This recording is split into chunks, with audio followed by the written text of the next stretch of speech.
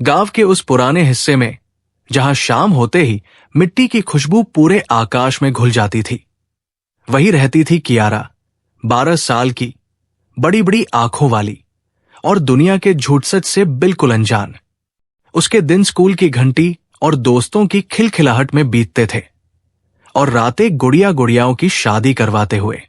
उसे गुड़ियों के नाम याद थे, रूपा, चंपा, लाली और राजू। हर शाम वो आंगन में मिट्टी का छोटा सा मंडप बनाती, फूल तोड़कर सजाती और अपनी मां से कहती, मां देखो ना, आज मेरी रूपा की शादी है। मां मुस्कुराती, कभी थकी हुई, कभी बेबस। हाँ बेटी, तू तो सच्ची पंडित बन गई है। लेकिन मां की मुस्कान में कुछ था जो कियारा कभी समझ नहीं पाती। वो मुस्कान आंखों तक नहीं पहुंचती थी। उस साल गांव में अकाल पड़ा था। खेतों में फसल आधी सूख गई थी और पिताजी के माथे की लकीरें दोगुनी हो गई थी। कियारा को बस इतना पता था कि घर में पैसे शब्द का मतलब हमेशा झगड़ा होता है।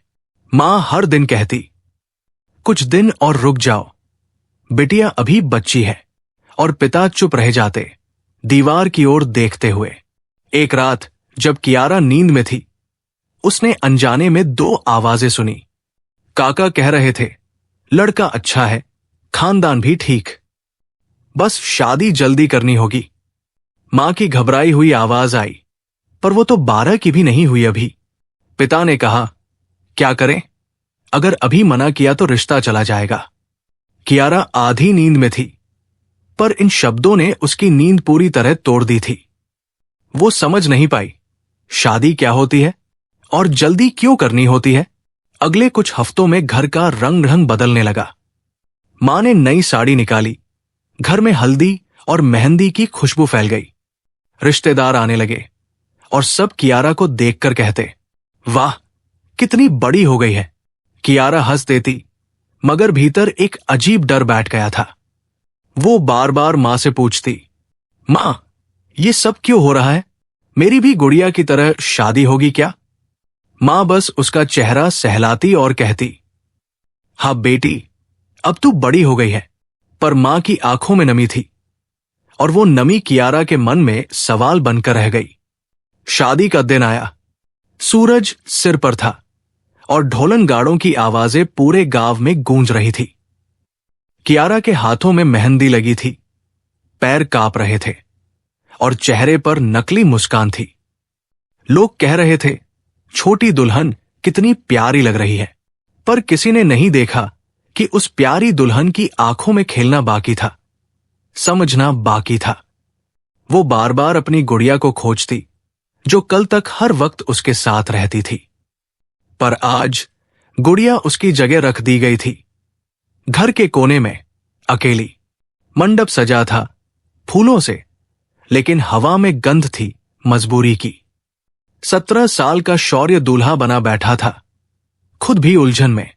वो भी समझ नहीं पा रहा था कि उसे खुश होना चाहिए या डरना। उसकी आंखें बार बार कियारा की ओर उठती और झुक जाती।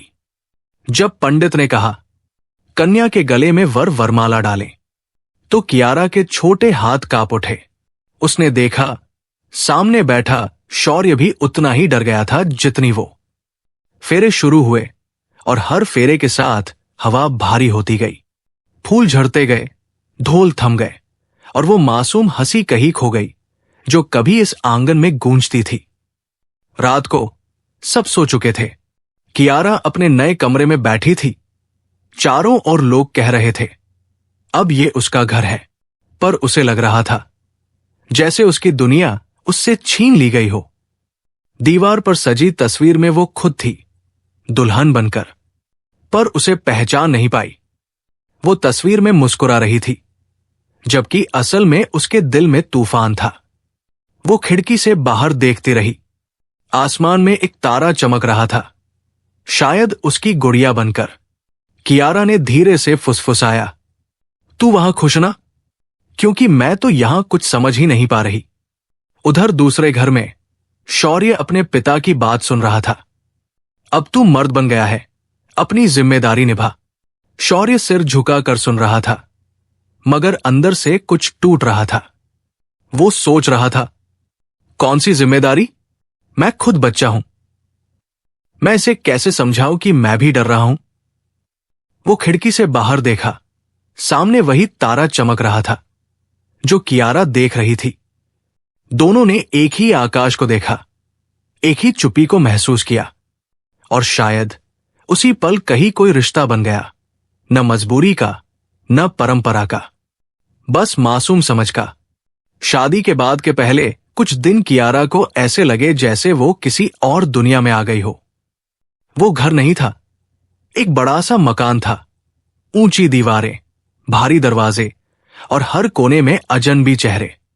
हर कोई उसे बहू कहकर बुला रहा था, लेकिन उसे समझ नहीं आ रहा था कि इस शब्द का मतलब क्या है।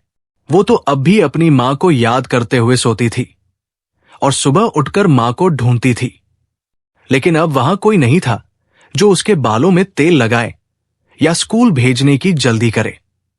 पहले दिन जब वो आंगन में गई तो उसके हाथ में स्टील का लोटा पकड़ा दिया गया। सास बोली, अब तू हमारे घर की बेटी है, काम सीख ले। कियारा ने सिर हिलाया, पर उसके छोटे छोटे हाथ कांप रहे थे। उसे याद था, कल तक वो स्कूल की कॉपी में पेंसिल से फूल बनाती थी और आज वही हाथ बर्तन साफ कर रहे थे। शौर्य दूर खड़ा ये सब देख रहा था। वो खुद भी असहज था। उसके मन में बार बार ये सवाल उठ रहा था, क्या ये सही है? क्या ये सच में उसका जीवन बन गया है? पर वो कुछ बोल नहीं पाया। घर में मर्दों की चुप्पी ही परंपरा थी। रात को जब कियारा अपने कमरे में लौटी तो वहां बस सन्नाटा था। दीवारों पर नई पेंट की गंध थी, पर भीतर घुटन थी। उसने धीरे से खिड़की खोली। बाहर से हल्की हवा आई और साथ में मिट्टी की महक भी। वो महक उसके गांव जैसी थी। आंखें भर आई। तभी दरवाजे पर दस्तक हुई। शौर्य था। उसके हाथ में एक छोटी प्लेट थी, उसमें चीनी और रोटी रखी थी। तुमने कुछ खाया? उसने धीमे स्वर में पूछा। कियारा ने सिर हिलाया। नहीं। शौर्य ने कहा, खाना ठंडा हो गया था, मैंने थोड़ा बचा लिया। दोनों चुपचाप बैठ गए। उनके बीच कोई बातचीत नहीं थी, लेकिन दोनों एक दूसरे की खामोशी समझ रहे थे। शौर्य कभी कभी उसे किताबें दिखाता जो उसके स्कूल की थी। ये मैथ की बुक है, इसमें सवाल होते हैं, तुम पढ़ना चाहो तो। कियारा की आंखें चमक उठीं। सच में? मैं पढ़ सकती हूं? हां, लेकिन मां को मत बताना। उसकी आवाज में डर और दया दोनों थे। कियारा ने किताब को ऐसे पकड़ा जैसे कोई बच्चा अपने खोए खिलौने को पाले। वो अक्षरों को उंगली से छूती रही, मानो उनसे बात कर रही हो। वो पहली बार मुस्कुराई थी शादी के बाद, और शौर्य ने पहली बार महसूस किया कि मुस्कुराहट कितनी कीमती होती है। धीरे धीरे दोनों के बीच एक अजीब सी समझ बन गई। शौर्य उसकी मदद करता और कियारा उसकी चुप्पी को पढ़ना सीख गई। वो बोलने से पहले ही समझ जाती थी कि कब शौर्य घर के दबाव में है, कब परेशान। और शौर्य जान गया था कि कियारा को चांदनी रातें पसंद है और वो डरती है बिजली की आवाज से। लेकिन घर के बाकी लोग इस रिश्ते को सिर्फ जिम्मेदारी के रूप में देखते थे। सास हर सुबह कहती, अब बहू बड़ी हो गई है, घर की इज्जत है, और हर बार कियारा के मन में एक कांटा चुभता। क्या इज्जत सिर्फ चुप रहने में होती है? एक दिन कियारा ने बरामदे में बैठकर मिट्टी से फिर वही किया जो वो बचपन में करती थी। छोटा सा मंडप बनाया, फूल रखे और बीच में अपनी टूटी गुड़िया रखती। शौर्य ने देखा और मुस्कुरा दिया। फिर से शादी कर रही हो? कियारा ने मासूमियत से कहा, नहीं, बस खेल रही हूं। ये गुड़िया अकेली लग रही थी। शौर्य ने पहली बार समझा कि कियारा खुद वो गुड़िया बन गई है जिसे सबने सजा दिया पर खेलने नहीं दिया। रात के वक्त जब पूरा घर सो गया था, शौर्य ने धीमे स्वर में कहा, कियारा, तुम अगर कभी वापस स्कूल जाना चाहो तो मैं मना नहीं करूंगा। कियारा ने चौंक कर उसकी ओर देखा। सच में? हां, लेकिन हमें सही वक्त का इंतजार करना होगा। वो रात दोनों के लिए कुछ बदल गई। कियारा के भीतर एक नया सपना जागा और शौर्य के भीतर एक नया अपराध बोध। उसे लगा शायद वो ही इसका कारण है कि ये बच्ची अपने बचपन से दूर हो गई। दिन बीतते गए। गांव वालों के लिए ये एक सामान्य शादी थी। देखो कितना समझदार जोड़ा है। पर असलियत यह थी कि वो दोनों एक दूसरे की परछाई बनकर जी रहे थे। कभी हंसते, कभी छिपते, कभी सोचते कि क्या ये सब सच में उनका जीवन है। एक रात जब आसमान में बादल गरज रहे थे, कियारा ने खिड़की से बाहर देखा और कहा, शौर्य, कभी लगता है ना कि हम दोनों किसी कहानी के पात्र हैं जिनका अंत किसी और ने लिखा है। शौर्य ने सिर झुका लिया। हां, पर शायद एक दिन हम खुद अपनी कहानी लिखेंगे। उसकी आवाज में उम्मीद थी। और उसी रात दोनों ने पहली बार महसूस किया कि उनके बीच जो रिश्ता है वो समाज का नहीं, समझ का है। बरसों बीत गए। कियारा अब 16 की हो चुकी थी। चेहरा वही मासूम, लेकिन आंखों में अब सवालों की परतें थी, जैसे किसी ने उनमें मासूमियत के साथ अनुभव भी घोल दिया हो। अब वो दिन भर घर के काम करती और रात को खिड़की के पास बैठकर चुपचाप आसमान देखती। वो वही आसमान था जो बचपन में उसे अपने सपनों की याद दिलाता था। स्कूल, दोस्त और उसकी पसंदीदा टीचर जो कहती थी, कियारा, तू बहुत तेज है, एक दिन जरूर बड़ा काम करेगी। वो शब्द आज भी कानों में गूंजते थे, मगर अब उनकी जगह चूल्हे की आवाज, बर्तनों की खनक और समाज की फुसफुसाहट ने ले ली थी।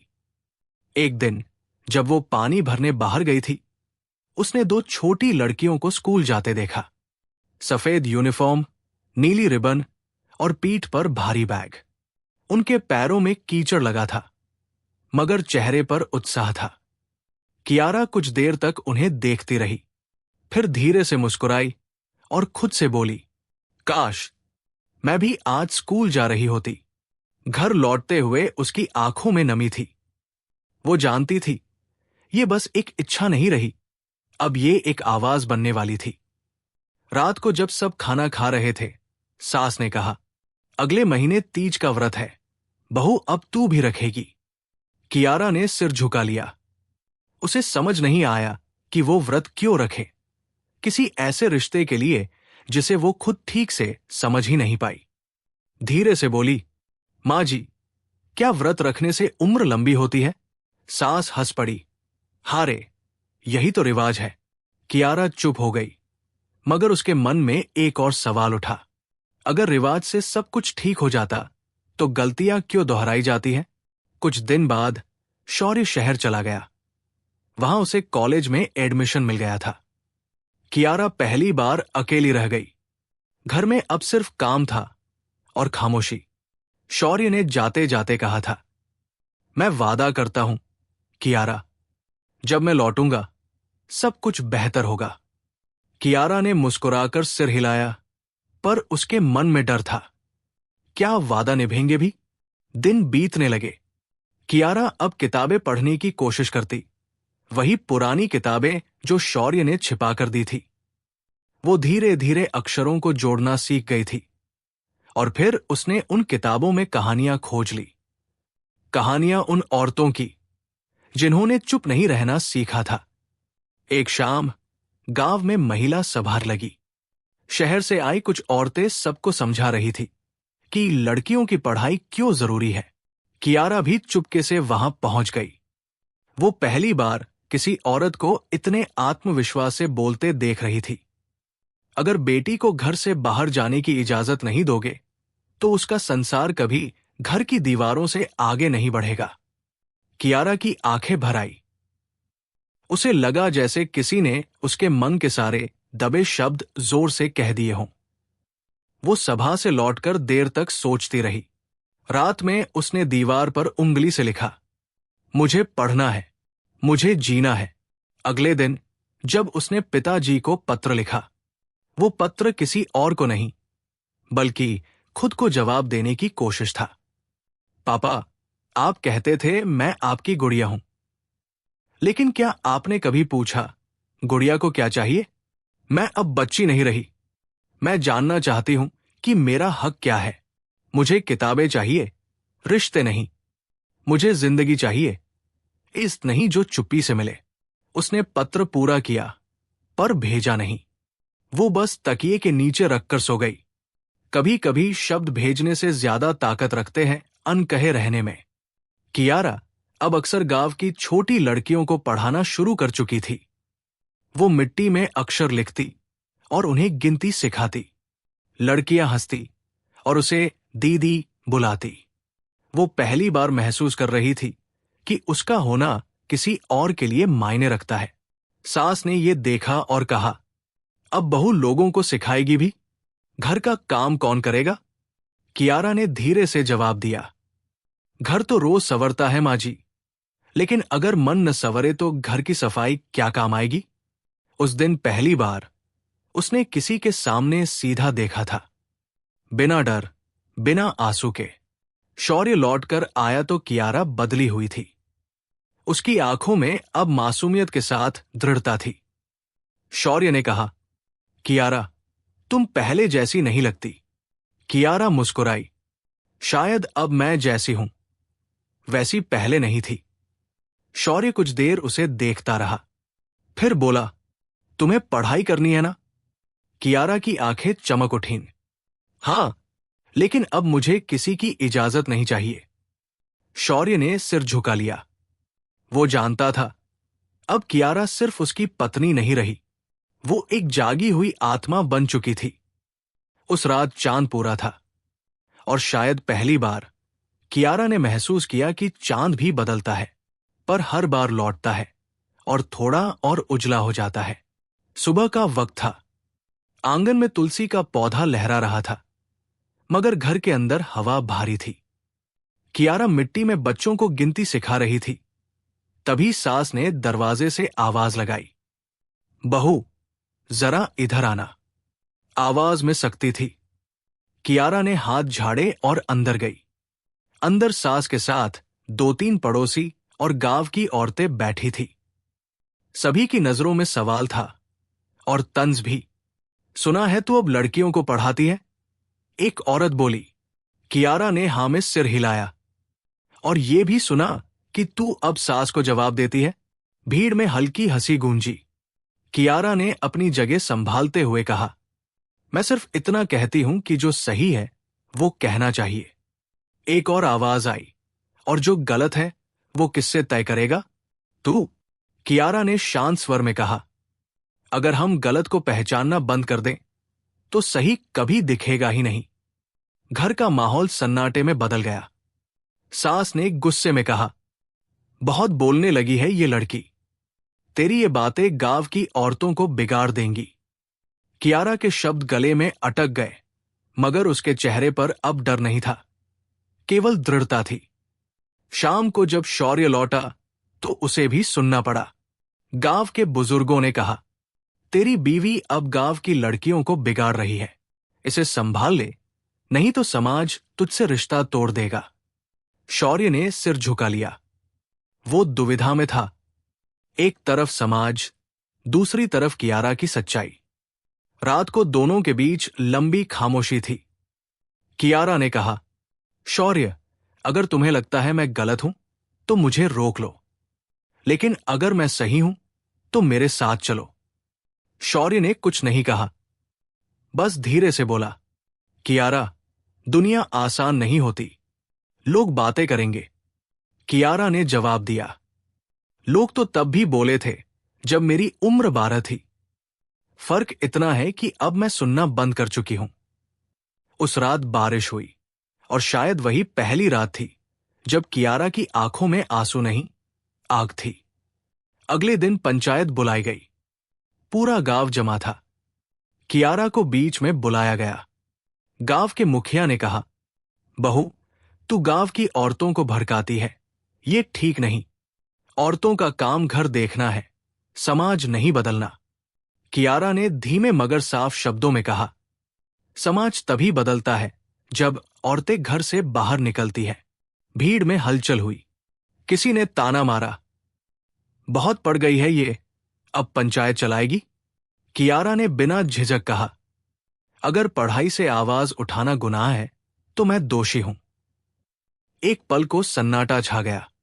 शौर्य वही खड़ा था, चेहरा झुका हुआ, मगर मन में गर्व का एक अनकहा भाव। मुखिया ने गुस्से में कहा, इसको या तो घर संभालने दो या घर से निकाल दो, नहीं तो गांव से निकालेंगे। भीड़ शोर मचाने लगी। निकालो, निकालो। कियारा की आंखें लाल थी, लेकिन होठों पर शांति थी। उसने कहा, ठीक है, अगर सच कहना इस गांव में रहना नहीं कहलाता तो मैं खुद चली जाती हूं। वो रात बहुत भारी थी। कियारा ने अपने छोटे से कपड़े के थैले में कुछ किताबें, एक दुपट्टा और वो पुराना पत्र रखा जो उसने कभी अपने पिता को लिखा था। शौर्य ने उसे रोकने की कोशिश की। कियारा, मत जाओ, मैं सब संभालूंगा। कियारा ने कहा, शौर्य, संभालना तभी मुमकिन है जब लड़ना हो। मैं अब भाग नहीं रही हूं, बस अपने रास्ते पर चल रही हूं। वो बाहर निकली और पीछे मुड़कर देखा। घर अंधेरे में डूबा था, लेकिन आसमान में चांद था। शौर्य दरवाजे पर खड़ा था और उसके चेहरे पर आंसू बह रहे थे। कियारा शहर पहुंची। उसे एक संस्था में जगह मिली, वही महिला सभा जिसने कभी गांव में उसे जागरूक किया था। वो अब वहां टीचर थी, छोटे बच्चों को अक्षर सिखाती और औरतों को अपने हक के बारे में बताती। हर दिन उसके भीतर नया जोश जन्म लेता था। वो सोचती, अगर मेरी एक आवाज किसी और की चुप्पी तोड़ सके तो मैं हार नहीं सकती। वो अब अपने नाम के अर्थ को जी रही थी। कियारा, उजाला। एक दिन जब वो बच्चों को पढ़ा रही थी तो दरवाजे पर किसी ने दस्तक दी। वो बाहर आई। शौर्य खड़ा था, वही पुरानी मुस्कान और थके हुए कदमों के साथ। कियारा की आंखें भर आई। तुम यहां? उसने पूछा। शौर्य ने कहा, मैं गांव छोड़ आया हूं। वहां तेरा नाम अब भी गालियों में लिया जाता है, लेकिन मुझे अब फर्क नहीं पड़ता। कियारा ने धीरे से कहा, तुम्हें डर नहीं लगा? शौर्य मुस्कुराया। डर तो तब लगा था जब मैंने देखा कि तू अकेली लड़ रही है। अब लगा कि मैं अकेला हूं अगर तेरे साथ नहीं हूं। कियारा ने पहली बार उसे गले लगाया, न प्यार से, न दुख से, बल्कि उस सम्मान से जो दो बराबर इंसान एक दूसरे को देते हैं। उस दिन बारिश नहीं हुई, मगर जमीन से एक नई महक उठी जो हिम्मत, प्यार और उम्मीद की थी। सुबह की पहली किरण खिड़की से अंदर आई। कियारा ने कॉपी में नया पन्ना खोला। बच्चों के लिए लिख रही थी आज का शब्द। उसने लिखा, आजादी। क्लासरूम में बैठे बच्चों ने मिलकर दोहराया, आजादी। उनके मासूम स्वर ने हवा में एक मिठास घोल दी। कियारा ने मुस्कुराते हुए कहा, आजादी का मतलब सिर्फ खुला आसमान नहीं होता। आजादी का मतलब होता है अपने फैसले खुद लेना, अपने सपनों को जीना। बच्चों में से एक छोटी लड़की ने पूछा, दीदी, क्या आपको भी आजादी मिली? कियारा कुछ पल चुप रही, फिर मुस्कुराई। हां, अब मिली है, जब मैंने डर से ज्यादा सच्चाई पर भरोसा किया। अब शहर में उसकी संस्था उजाला धीरे धीरे मशहूर हो चुकी थी।